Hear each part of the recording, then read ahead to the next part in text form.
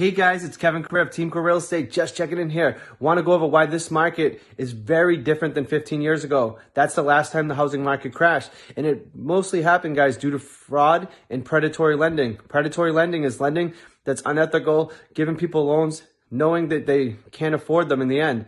A lot of people getting into adjustable rate mortgages.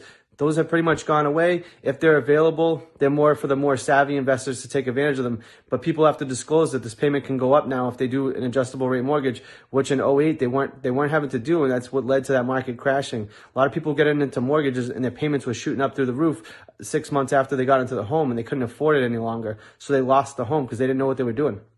So guys, the market's very different. The foreclosure rate right now is the lowest we've ever seen it.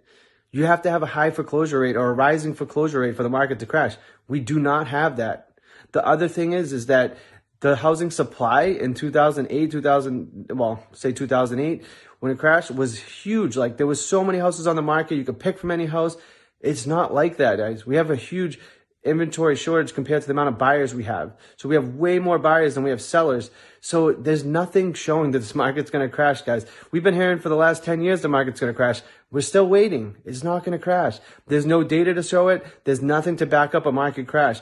Is it going to stabilize? Yes, it will. Rates are starting to go up. It's going to slow down these multiple offer situations, but it's not going to crash, guys. So don't think that's going to happen unless something crazy happens, like a 9/11 or a war in the United States or something crazy does happen. I don't see this market changing anytime soon. Obviously, nobody can tell the future, but all the data, which shows housing data, is showing that it's going to keep going up for the next 2 to 3 years. And then after that, just stabilize, but it's not going to decrease. So buy now before it goes crazy and gets even worse and rates get up even higher, because you don't want to pay more every month for your monthly payment, guys.